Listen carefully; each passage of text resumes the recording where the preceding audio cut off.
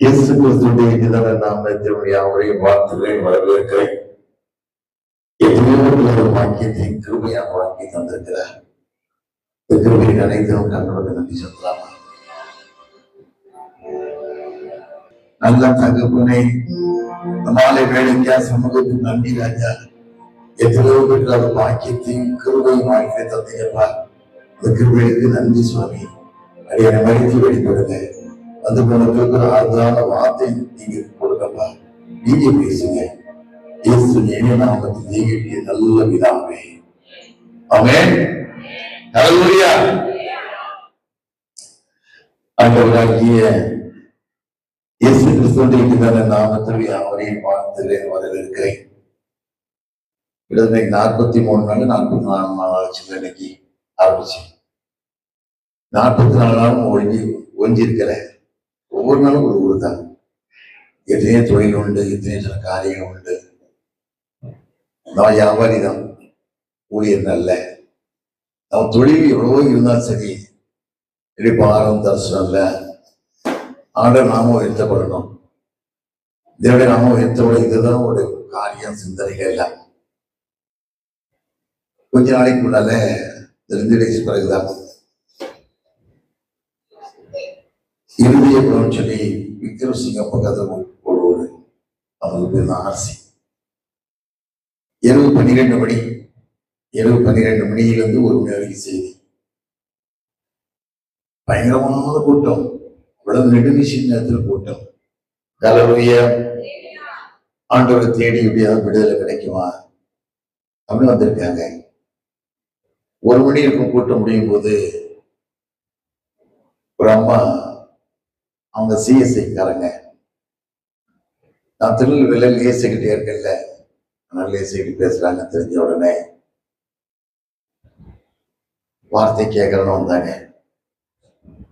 குடும்பத்தில் பயங்கரமான பிரச்சனை, பயங்கரமான போராட்டம். மரபுக பூச்சிட்டு வீட்டுக்கு போயிட்டாங்க. எதுக்குன்னா நாத்துலாம் கேட்கக்கூடாதுக்காக.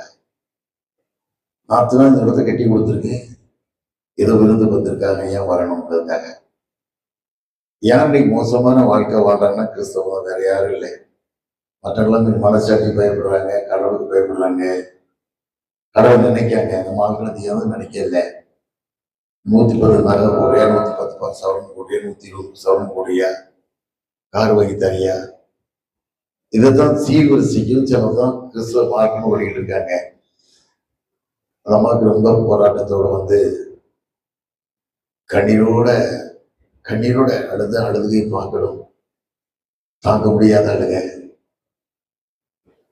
ரொம்ப வேதனை. எனக்கு அந்த காட்சி, அவங்களுக்கு அழுத காட்சி பார்த்த உடனே அவருக்கு ரொம்ப எனக்கு கஷ்டம். ஆனா அவங்க நல்ல கிறிஸ்துவங்க. மரியாதை தண்டு விட்டு எடுக்கூடாது நல்லவங்க வாழ்க்கையை தெரிந்தவங்க போல லூக்கா 10 கடைசியில் வாசிக்கல, அதே போல தெரிந்து கொண்ட தாய். அவன் கேட்ட கேள்வி, எனக்கு ஏன் சோதனை,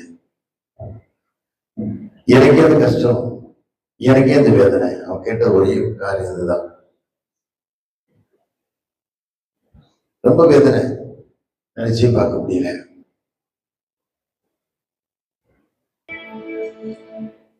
அவரோட தைரியம் சொல்லிட்டு, கடவுள் சோதர் காத்திருக்கம்மா, காத்திருக்க ஜெபம் பண்ண, எந்த காரியம் செய்யாதீங்க.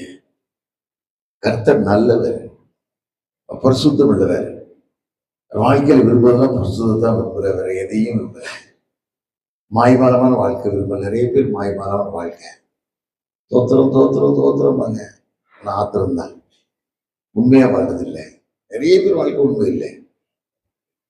பேருக்கு தான் கிறிஸ்தவங்க, ஆனா அவங்களுக்கும் கிறிஸ்துவுக்கும் சம்பந்தமே கிடையாது. நிறைய பேர் வாழ்க்கை அதுதான். ஏன் கஷ்டம், ஏன் வேதனை, ஏன் மற்ற இடத்துல நீ போக முடியல? உன் வாழ்க்கை சீர் இல்லை. வாழ்க்கை சீரா இருக்குன்னு சொன்ன ரொம்ப நல்லா இருக்கும்ல. பணத்துக்கு அடிமையாகி, பகட்டு வாழ்க்கைக்கு, ஏமாத்து வாழ்க்கைக்கு, இல்லை கிறிஸ்தவ வாழ்ந்துட்டு இருக்க, இதுதான் வாழ்க்கை. நான் வரும்போதே நினைச்சு வந்தேன், ஆலயம் ஐயாயிரம் சோழமரத்துக்கு மாட்டாங்க சொல்லி ஆயிருப்பாங்க. எல்லாம் பெரிசான ஸ்டேஜுக்கு வந்திருக்கோம். வந்து பார்த்தா அது அப்படியே நிற்கிறது. என்ன கேட்டா, மனங்கள் இல்லை. அன்னைக்கு ஒருத்தர் என்னை பார்க்க வந்தார். நான் கிட்டத்தட்ட 25 டைஸ் பண்றேன். நாடு முழுது எல்லா ஊருக்கும் பண்றேன். பட்டா பிறகு டெல்லியிலோட பெரிய ஒரு தேவாலயத்தை பிரம்மாண்டமாக ரெடி பண்ணிட்டு. ஏன்னா கடவுள் மனசு வச்சா மோடி மனமாறி இந்த ஆலயத்தை திறக்கணும். இதுதான் என்னோட வாட்சை. மோடி கருத்து 12 ஆண்டு பிரதமர் ஐயாவுக்கு நல்லா இறுதியை தந்து இந்த ஆலயத்தை திறக்கணும் தான் அவ்வளவு வேதனை. 3 புக்கும் தேவன பெருமாள் பிள்ளைகள் 3 புக்கும் 3 வீடு சைடுன்னா ரொம்ப இடைஞ்சலான சூழ்நிலை போதர் வேலை செஞ்சுட்டு இருக்காங்க. பல கோடிகள் போட்டாச்சு, வேலை முடியல. அவ்வளோ ஒரு ஆர்வம். அனைவருத்த என்ன பார்க்க வந்த கையில மோதிரம், கழுத்துல நெக்லஸ் மாதிரி பெரிய செய்யணும், கழுத்துல வடம் மாதிரி செய்யணும், இந்த பக்கம் 4 மோதிரம், இந்த பக்கம் 4 மோதிரம் பார்த்து என்னை பார்க்க வந்தாரு. பார்க்க வந்துட்டு ஐயா உங்களை பார்க்க வந்தேன் என்னன்னு கேட்டேன். எங்க ஆலயம் முடிஞ்சு போச்சியா, ஒரு சின்ன வேலை இருக்கு, ஒரு 60,000 தான் முடிச்சிடும், நீ பார்க்க முடியும்னு கேட்டாரு. நான் அவரையே பார்த்துட்டு இருந்தேன். அவர் கேட்ட, நான் உங்களை பார்த்து வீதி என்னையே பார்த்துட்டு. நான் சொன்னேன், எது யோவான் அதிகாரத்து வாசிப்பதீங்கன்னா ஒரு பூச்சாரஸ்திரி கூட அவர்கிட்ட விட்டுருப்பாங்க. பூச்சாரஸ்திரிய கை மணியே பிடிக்கப்பட்டா அவளை என்ன பண்ணலாம், நீ சொல்லுங்க ஆண்டவரையும் கேட்பாங்க. மோசை கல்லஞ்சி கொள்ளுங்கிறாரு, நியாயப்பம் அப்படி சொல்லுது, நீங்க என்ன சொல்றீங்க? அதான் யோக்கியம் வர வீட்டில் செம்பெடுத்து வைப்பாங்க. யோக்கியம் வந்துட்டான் வீட்டுக்குள்ள செம்பெடுத்து உள்ள வைப்பாங்க. ஆண்டவர் பார்த்தாரு, பார்த்து சொன்னாரு, தரை எழுதிக்கிட்டு இருக்காரு. எல்லாரும் கேட்க, ஏன் ஆண்டவரே ஏன் ஆண்டவரே? நான் கேட்கும் நீ செவி இல்லையா? அவங்க எப்படி பேசியிருப்பாங்கல்ல, ரொம்ப பேசியிருப்பாங்கல்ல, எழுதினாரு. ஆண்ட சொன்னாரு ஒரே வார்த்தை, உங்ககிட்ட பாவம் இல்லாதவன் முதலாவது இருடா கல்லைனாரு. அவன் யார்கிட்ட பாவம் இல்லை, அவருக்கு ஆண்டவர் தவிர. இருபத்தல் வாசிக்கல, யோவான் 8:46 வாசிக்கும் போது, என்கிட்ட பாவம் யாருக்கு குற்றப்பட்டு கேட்ட ஒரே அவதாரம் இயேசு மாத்திரம் தான். இயேசு மாத்திரம் தான். அப்படியே கல்ல போட்டு போயிட்டாங்க. அது சரி டெய்லி இருக்காங்க. அப்படின்னு இருக்கும்போது ஆண்டு சொல்றாரு, நானும் உங்க நேரத்துக்குலாமா இனிப்பு அவசியம். அந்த ஐயா சொன்ன, ஐயா ஒரு சுண்டு விரல் விட்டு மோதிரத்தை கழட்டி வித்தாலும் இன்னைக்கு 2 லட்சத்துக்கு போகும். இன்னைக்கு தங்களுக்கு வேலை அப்படித்தான் வேலை இருக்குது. அதை விட்டுட்டு எல்லாமே நம்ம கேட்க 6,000 ரூபாய்க்கு நான் தரதுக்கு பிரச்சனை இல்லை. உன் இறுதி எப்படி இருப்பாரு? உன் வீடு ஒழுங்கு விடுவியா? வீட்டுல மச்சுப்படியும் தண்ணி வடியுது, பிள்ளை வழி ஏறி போது வழியை விழுந்துட்டு வீட்டுக்காரி கேட்பல்ல, நீ ஆம்பளைடான்னு கேட்பல்ல, தண்ணி ஒழிவுதடா, உனக்கு புத்தி இல்லையா? வீட்டை ரிப்பேர் பண்ணும் கேட்பல்ல, ஏனாலையும் ஒழுங்கு வந்து கேட்கப்பா நல்லதா சொல்லிட்டு நான் கொடுத்ததான் பண்ணேன், வேற ஒண்ணும் இல்லை, கொடுத்துதான் பண்ணேன் சொல்லிட்டு செயல்படுங்க. முதல்ல தேவனுடைய ஆலயத்தை கிட்ட கட்டு, ஆண்டு ஒரு கிட்ட கட்டுவாரு. தேவனுடைய ஆலயத்தை கேட்டுனா வேதத்தில் வாசியும் 1:3 வாசியும் தேவனுடைய ஆலயத்தை கேட்டுட்டா தேவனை கொடுத்துருவார். நீங்களே ஆலயம் ஆலயம் சுத்தமா இருக்குது, நாளைக்கு கடவுள் நினைச்சு வாழு. வாழ்க்கை சீருக்கு வாழ்க்கை வேணும் சொன்னா, வாழ்க்கை சீரா வேணும் சொன்னா நினைச்சு பாரு. நினைச்சு பார்க்கும்போது ரொம்ப உள்ளக்கா நுழைஞ்சோன்னே ஆலயத்தை பார்த்தேன். ஆலயத்தை நேசிக்கணும்.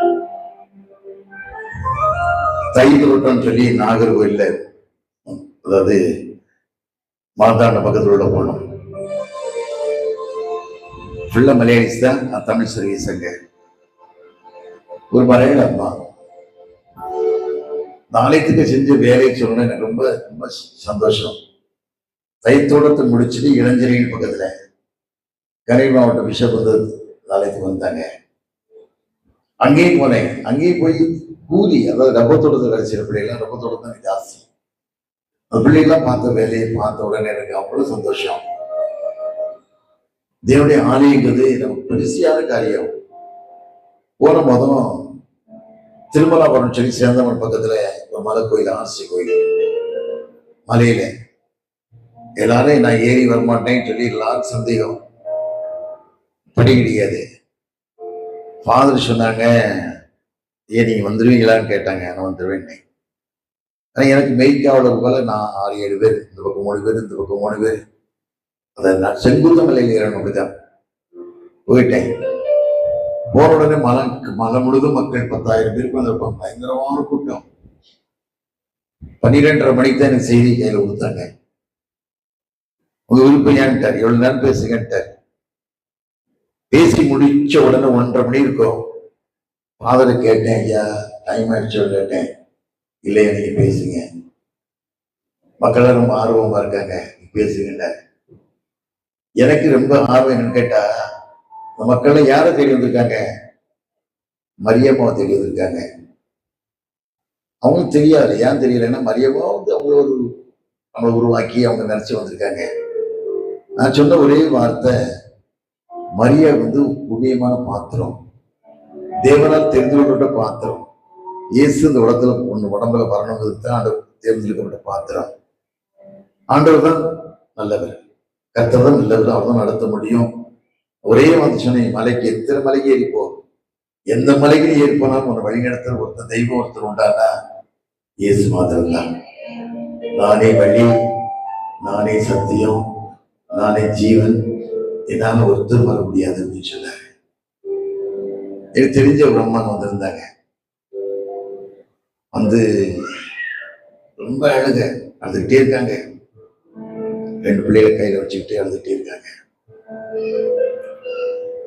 எனக்கெல்லாம் ரொம்ப அந்த அம்மா என் முன்னுக்கு தான் இருக்காங்க. மலையில, உச்சி மலையில செய்தி போட்டிருக்காங்க, உச்சியில் உட்காந்துருக்காங்க. இதுவே நினைச்சு இருந்தாங்க. எனக்கு ஆண்டவர் எடுத்த வெளிப்பாடுதான். கூட்டம் முடிஞ்சு இறங்கும் போது நானே இந்த அம்மாவை தேடிப்பேன் பக்கத்துல. என் அம்மா உங்களுக்கு என்ன பிரச்சனை கேட்கும்போது, சொந்தமா நேசிக்கூடிய ஒரு அண்ணன், அந்த அண்ணன் 2 பையன் இருக்கு. ஒரு பையன் ஃபாரின்ல இருக்கான், ஒரு பையன் கஞ்சா, ஓவர் தண்ணி, கிறிஸ்தவங்க போட்டு தாங்க முடியாத துயரம் குடும்பத்துல. முதல் நாள் சாயந்தரம் வீட்டுல போய் மொபைல் அடிச்சுட்டு வந்துட்டாங்க போதையில. இந்த கஞ்சா போட்டு எதுவும் தெரியாது. கஞ்சா போட்டு இருக்கும் ஒண்ணுதான், என்ன நடக்கு என்ன செய்ய போறோம் தெரியாது. இதை கஞ்சாவுடைய வேலை அடிச்சுட்டு வந்துட்டான். இவருக்கு வேதனையா நினைச்சிட்டு வந்தவனாரு. நான் படுத்து இந்த ரூம்ல போய் வெட்டி இந்த வேட்டியை வந்து தூக்கு போட்டு செத்துட்டாரு. தூக்கு போட்டு செத்தவொடனே மனைவி தான் போய் பார்த்துருக்கேன். தூக்கல ரொம்ப காலை பிடிச்சி கதறி எழுதிருக்காங்க. வேட்டியை ஒத்தி விட முடியல. அவங்க அழுதையில வேட்டி அந்த ஃபேன் அழுது விழுந்து செத்துட்டாரு. புருஷன் செத்த உடனே இந்த அம்மாவுக்கு வேதனை. ஒரு பையன் வெளிநாட்டில் இருக்கான். கண்ணுக்கு நீ புருஷன் ஏசி கூட புருஷன் செத்து போயிட்டான். ஒரு பையன் கஞ்சா வடிக்காம வாழ்ந்தேன் லாபம். வேதத்துல வாசிக்கம் இல்லை. நீதிபதி 10:28 வாசிக்கும் போது, கர்த்தரின் ஆசீர்வாதமே ஐஸ்வர்யத்தை தரும், வேதனையை கூட்டார். வேதனை இல்லாத வாழ்க்கை வேணும் ஆண்டவன் தர முடியாது, யாரும் தர முடியாது. ஒரு பணம் தர முடியாது, படிப்பு தர முடியாது, பிளாட் தர முடியாது, கார்கள் தர முடியாது, எதுவும் தர முடியாது. அந்த புருஷன் நினைச்சு 16 நாளையில செத்துட்டாங்க. இந்த அம்மா அதை நினைச்சு ஒரே ஆடுங்க. காரணம் கேட்டா, நீ வாழ்கிற வாழ்க்கை தேவனுக்கு பிரியமான வாழ்க்கை இருக்கணும். பிள்ளையை அடிச்சு வளர்க்கணும்ல. பெரும்பைக்கு இடத்துல மகனை போய்க்கிற விதத்துல வாசிக்கம் இல்லை. சிலருக்கு பிள்ளை பிள்ளை கடவுள் நினைக்காங்க. ஏதோ பிள்ளைதான் வாழ்க்கை நினைச்சுக்கிட்டு இருக்காங்க. பிள்ளை சீர வளர்க்கணும் இல்லை. வேதத்துல வாசிக்கும் இல்லை. நியாயாதிபதி 13 வாசிக்கும் போது, தான் கொத்து வருஷம் மனோவா ரொம்ப நாள குழந்தை இல்லை. ஆண்டருக்கு வாக்கு கொடுத்து குழந்தை கொடுக்காரு. குழந்தை கொடுக்கும் போது மனைவிட்ட என்ன சொல்றாரு, இந்த குழந்தை தான் வளர்க்கணும், பிறந்த போது நசரேனா இருக்கணும், எந்த பலகையை எது டச் பண்ணக்கூடாது, என்ன சொல்லிதான் கொடுக்காரு. சீர வளர்க்கல. சீர வளர்ச்சி எனக்கு ஆண்டர் பார்த்து காத்திருக்கல. அண்ணா காத்திருந்து அழுதல்ல, அதனால ஒரு குழந்தைக்கு அழுதாங்க. காத்திருந்து இந்த அழுதுனால ஒரு குழந்தை எப்படி வளர்த்த? ஏலி தாத்தா என்ன சொன்னாரு? நீ குடிச்சிருக்க, வெறிச்சிருக்க, குடி விட்டு விளக்குன்னாரு. அவர் சொன்ன அண்ணா சொன்ன வார்த்தை என்ன சொன்ன? புருஷன் எல்கானா, அவன் மூத்த சகோதரி பெரிய 10 பிள்ளைகள் இருக்குது, குழந்தைன்னு அழுகுறா. அவன் எல்கான சொல்றான், ஏமா அழுகுற? 10 பிள்ளையோட நான் தெய்வமா நேசிக்கிறேன். ஆனா அவ ஆளைய விடல. அழுகி விடாம ஆண்டு சுமந்து போறான். சீரோட தேவாலயத்துக்கு ஓடுறல்ல, இதெல்லாம் வண்டி கட்டி போயிருக்காங்க, ஒரு தங்கியிருக்காங்க, தேடி ஓடுறல்ல. தேடி ஓடும்போது அப்படி ஆலயம் திறந்திருக்கு. வந்த உடனே நெடுங்கால் போட்டு அப்படி அழுதுகிட்டே இருக்கா. தாத்தா 98 வயசு ஏறி தாத்தா உட்காந்துட்டு இருங்க. அவர் கூப்பிட்டு சொல்றாரு, எந்த மட்டும் குடிச்சிருக்கோம், குடி விட்டு விளக்குங்கல்ல. அவர் என்ன சொல்ற? ஐயா, நான் பேசின் மகள் அல்ல, மலக்கில சிசிறி ஐயா, இறுதி 100 வருதியான்னு சொல்ற. அவர் சொன்ன ஒரே வார்த்தை 1 சாமுவேல் 1:17 வாசிக்கும் போது, நீ சமுதாயத்தோட போ, இஸ்ரவேலின் தேவனிடம் கேட்ட விண்ணப்பத்தின்படி சொல்லி கொடுத்தார்ல. இப்படி எப்படி வளர்த்த? அவர் தீர்க்கதரிசியா மாறினாரு. தீர்க்கதரிசியா மாறும் மாத்திரமில்ல, வேதத்துல வாசியம் இல்ல. 1 சாமுவேல் 13 வாசிக்கும் கடைசி கதை என்ன சொல்றாரு? என்கிட்ட என்னடா குறை இருக்கு? யார் ஆட்டை எடுத்துக்கிட்டு, யாரு மாட்டை எடுத்துக்கிட்டு, யாரு கல்யாணம் சொல்லிடாங்கல்ல. நீங்க மட்டும் கிறிஸ்தவ மட்டும் வாழ்க்கையே இல்ல, கிறிஸ்தவ போதர்களா இருக்கட்டும், மத தலைவர்களா இருக்கட்டும், தன்னுடைய பகட்டு வாழ்க்கைக்காக அடுத்த தன்னை அடவு வைக்காங்கல்ல, தன்னையே அடவு வச்சிடறாங்கல்ல, கிறிஸ்தவத்தை ஆண்டவரே அடவு வச்சுட்டு போயிடறாங்கல்ல. பேரு தான் கிறிஸ்தவம் வாழ்ந்துட்டு இருக்காங்க. உண்மை இல்லை, வாழ்க்கையில உண்மையே கிடையாது. வேதத்துல வாசிக்க நீதிமொழிகள் 28:20 வாசிக்கும் உண்மையுள்ள மனுஷன் பரிபூர்ண சுகத்தை வருவார். ஐஸ்வர்யம் தீர்க்கிறோம், ஆற்றை தப்பா. பணவனை ரட்சிக்க முடியாது, பணவனை மாற வைக்க முடியாது, பணவனை அழிச்சிடும். அவன் வாழ்க்கை நினைச்சு வாழு, அதே வாழ்க்கை தான். மனுஷன் பிறப்பதும் இறப்பதும் நியாயத்தில் படைவதும் ஒவ்வொரு மனுஷனும் இருந்த கடமை. வேதத்தில் வாசிக்கும் இல்லை. மற்ற 25:19 வாசிக்கும் போது கணக்கு கேட்கக்கூட எஜமானவராரு, ஒருத்தர் தப்ப முடியாது, யாரும் தப்ப முடியாது. நீ வாழ்ற வாழ்க்கை தேவனுக்கு பிரியமில்லாத வாழ்க்கை நீ வாழ்வாயா? உதவி போடு ஆண்டு சொல்றாரு. வேதத்தில் வாசிக்கும் இல்ல. எனக்கெல்லாம் நம்பிக்கை தான். நிறைய தப்பு ஊழியக்காரங்க பண்ண தப்பு போல உலகத்தை இல்லையே இல்லை. அவ்வளவு தப்பு பண்றாங்க. கடவுள் பறவை அந்த மறந்துடுறாங்க, ஆண்டு வரப்போற மறந்துடுறாங்க. இதோ கிறிஸ்தவம் அவ்வளவுதான்.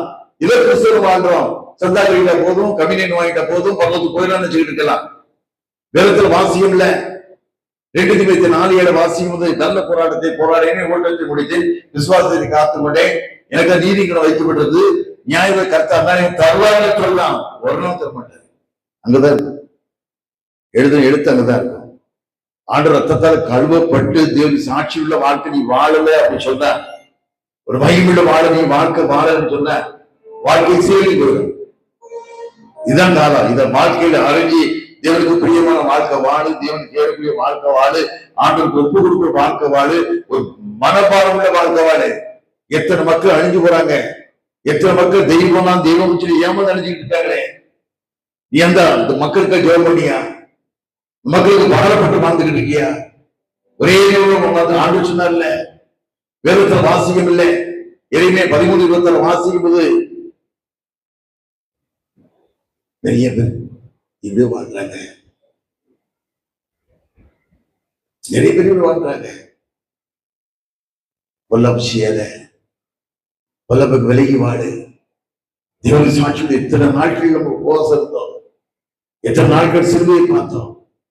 அவர் சிலுவை காட்சி பார்க்க முடியல. எத்தனை நாட்கள் நொறுக்கப்பட்டாரே, 40 கொண்டு 50 30 அடி 40 அடி அழிக்கப்பட்டாரே. தலையெல்லாம் கொடூரமான காயங்கள், 29 வகையான கொடூரமான முழுக்களால் தலையில அடிக்கப்பட்ட அந்த காட்சியை பாரு. எத்தனை முறை விழுந்து எழுப்புறாரு, விழுந்து எழுப்புறாரு. அனைவரும் ஐயா பெங்களூர்ல கேரளத்துல கையரம்மா தான் சொன்னாங்க. ஐயா, நான் வெள்ளி சனி ஞாயிறு 3 நாள் பேசினேன். சனிக்கிழமை காலையில் சொன்னாங்க, என்னை பார்த்துட்டு, ஐயா உங்களை அரிமத்த ஊரான யோசேப்பை போல உங்களை பார்க்கேன் நான். என்னமான்னு கேட்டேன். எகிப்து இஸ்ரேல்ல கல்லறைகள் எல்லாம் ஒரு சுற்றி தான் இருக்கும், நடுவே யாருக்கும் கிடையாது.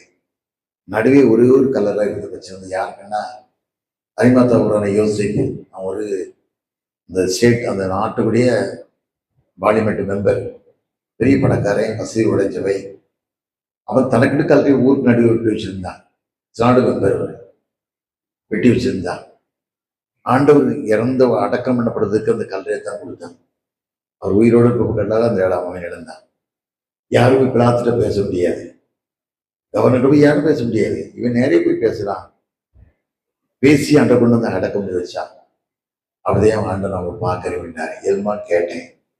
ஒரு செயல்பாடுவே எனக்கு அப்படி தெரியுதுன்னாங்க. நான் சொன்னேன், இன்னும் நிறைய மாறணுமா, இன்னும் நிறைய மாறணும். வாழ்க்கைன்னு சரியில்லை, என் வாழ்க்கைன்னு சரியில்லை, என் வாழ்க்கைன்னு உண்மை இல்லை, உண்மை இல்லை.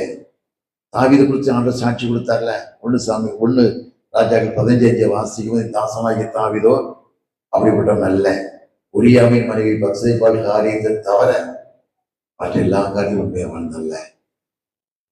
என் வாழ்க்கையில உண்மை இல்லைமான்னு சொன்னேன். எனக்காச்சும் உண்மைன்னு சொன்னேன். ஒன்றும் கொண்டு வந்ததில்லை, கொண்டு போறதில்லை, போகும்போது ஒன்று கொண்டு போறதில்லை. விரத்துல வாசியும் இல்லை, சங்கீத 90 வாசியும் சொல்லி ஆயுஷ் நாட்கள் 70 வருஷம் தான். விலங்கின் மீதே 80 வருஷம் வந்தாலும் மாடு என்னதான் மாடுள்ள உலகத்தில் வாழ்ந்திருக்கா கடவுள் எப்படி வாழணும், கடவுள் எப்படி வாழணும். ஆண்டு சிலுவைக்கு ஒப்பு கொடுத்தாரு, சிலுவைக்கு ஒப்பு கொடுத்தாரு. அந்த காட்சியை பார்க்கணும்ல, எப்படிலாம் ஒப்பு கொடுத்தாரு, அந்த காட்சியை பார்க்கணும்ல. அப்படிப்பட்ட வாழ்க்கை வேணுமா, இன்னும் ஒழுக்கப்படணும். அல்லேலூயா. நேற்று நான் எங்க சர்ச்சில் முதல் பேசினேன். முந்தாள் கோயில்பட்டியில் பேசினேன். கோயில்பட்டியில 1200 குடும்பம் காணிக்க வாசியம் 14 லட்சம் ரூபாய் காணிக்க வாசிக்காங்க. 6 கணி 3 குடும்பம் இருக்கு. சின்ன 2-5 பேர் இருக்காங்க இங்க. அதுக்கு முந்தின நாள் அரக்கணும் சிலுவை காட்சி தத்துவம் முடிச்சு காட்டினாங்க. 13 கிராமத்து மக்கள் சேர்ந்து மேத்தையும் சொல்லி குருவானவருங்க ரொம்ப நேர்த்தியா இல்ல. வீட்டுக்கு வந்து நைட்ல 2:30 மணி 1 மணி 2 மணி 1 மணி தான் வீட்டுக்கு வராது. காலையில் 4 மணிக்கு சர்ச்சில் சர்வீஸ் போயிடுவேன். 43 நாளே நம்ம ஆகுது. 2 நாள் மிஸ் ஆயிட்டு எனக்கு தான் ரொம்ப வருத்தம். அது நான் போயிட்டு வந்த உடனே இன்னைக்கு காலையிலே வீட்டம்மா கேட்கிறேன்ன, வயசாயிட்டுல, எனக்கு 77 வயசு, அவளுக்கு 73 வயசு. இப்படி என்னென்ன விட்டு போயிருங்களே, நான் திரும்பி வராத தேசத்துக்கு போன ஆசைப்படுறேன் சொன்னேன். நானும் வரேன், ஒன்னா போயிருவோமான்னு கேட்டேன். அவளுக்கு ஒன்றும் ஓடலை. எனக்கு கேட்டா வாழ்க்கை இதுதானே, அங்கதானே நித்தியமான வாழ்க்கை கிடைக்கும், வேற எங்கேயும் வாழ்க்கை கிடைக்காதுல்ல. ஏன் இதுக்கு தான் செய்யறேன்னு சொன்ன, ஒண்ணு இல்லாம வாழ்ந்தோம், சோத்துக்கே வெளியில வாழ்ந்தோம். யாராவது இட்லி கொடுத்தா பாக்கெட் வச்சு சாப்பிட்டோம், அவ்வளவு டேஸ்ட். ஒண்ணுமே தருத்தரும், சட்டை கிடையாது, செருப்பு கிடையாது, ஒண்ணும் கிடையாது, இப்படியே வாழ்ந்தோம். இன்னைக்கு ஒரு ராஜாக்களும் ஆசானுக்கு ஆண்டு வாங்கின சாதாரண காரியமா எப்படி சொல்றேன்னா, சாதாரண கிராமத்தில் பிறந்த மனுஷன், ஒண்ணுமே தெரியாது. பத்தி எஸ்எல்சி பாஸ் பண்ணோம் 68ல. ரொம்ப வேடிக்கையான வாழ்க்கை. பேச தெரியாது, ஒண்ணும் தெரியாது, இங்கிலீஷ் ஒண்ணும் தெரியாது. சுவிட்சர்லாந்து படிக்கும்போது எங்க சார் ஹெட்மாஸ்டர் என்ன பண்ணாரு, எனக்கு கைக்கு போடுனாரு. எங்க ஊர்ல கிராமத்துல ஏழை போலாம் பேசுவாங்க, கைக்கு போடுறாரு. போட்டேன். டி ஜெய்சிங் போடுறதுக்கு போட்டு ஜெய்சிங் தமிழ் எழுதுனேன். இல்லை பட்டாரோட அடி அடிச்சார் வர சோட்டில். 1 வாரம் அந்த கை வைக்க முடியல, அப்படியே அடி வலிச்சது. ஏன்னா தமிழை கழிச்சு போட்டேன்ட்டு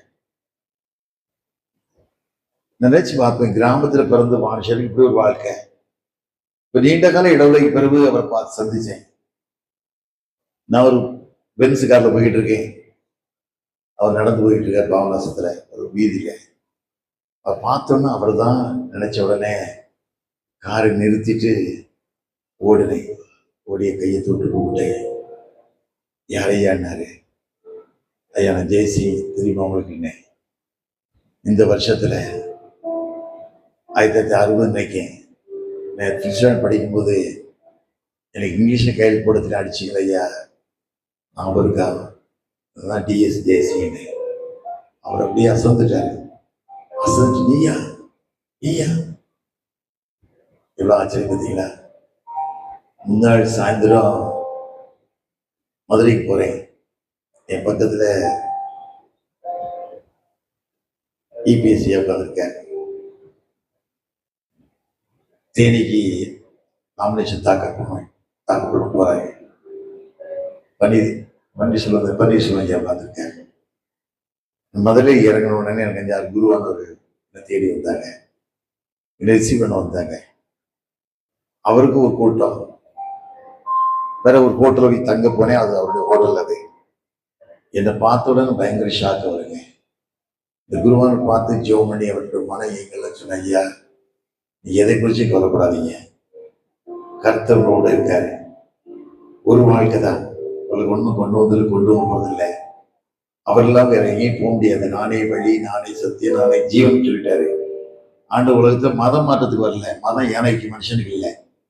மனசுக்கு நல்ல மார்க்கத்தை கொடுக்க வந்தாருன்னு சொல்லி அவர் நெஞ்சில கை வச்சு ஜெவனிட்டு வந்தேன். இந்த போட்டோ எல்லாம் சனாப்பம் எடுத்தாங்க. ரொம்ப கடந்துட்டு அவர் எனக்கு காஃபிலாம் வாங்கி கொடுத்து ரொம்ப ஆரம்பரம் பண்ணார்.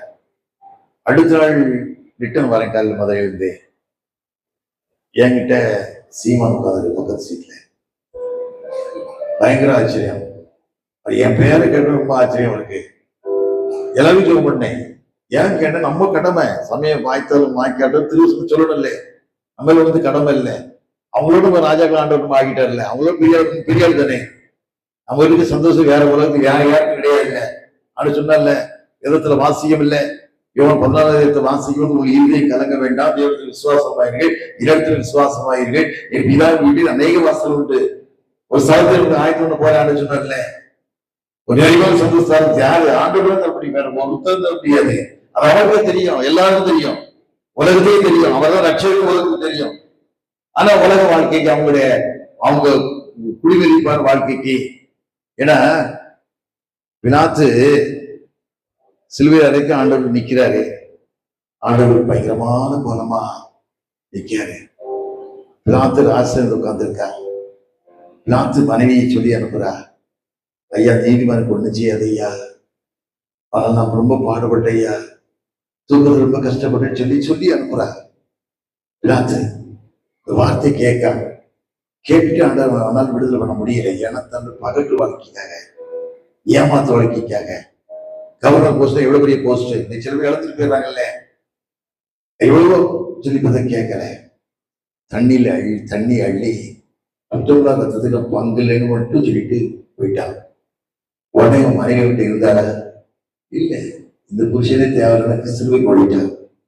ஓடும் மாத்திரம் ஒரே மாதத்துல நாடு கடத்தப்பட்டு கொலை செய்யப்பட்டா. இதான் வரலாறு. இது மறக்கக்கூடாது. இதுதான் வரலாறு. அவர் காட்டி கொடுத்துட்டு என்னமோ படி பார்த்து ஒண்ணப்பட முடியல.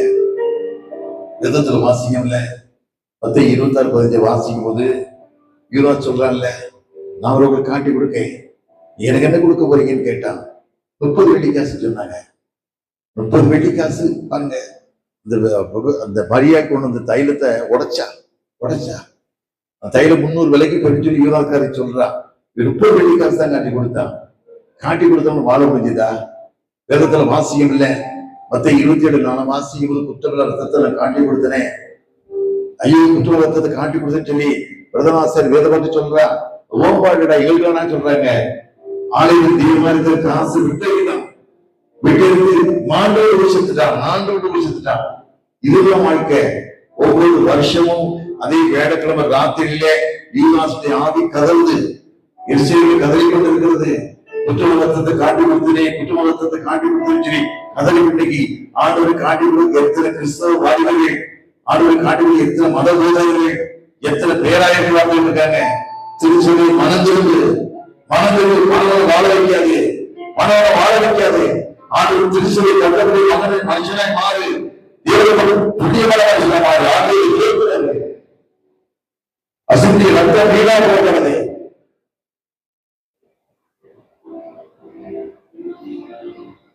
நினைச்சு பார்க்கும்போது ரொம்ப ஐயா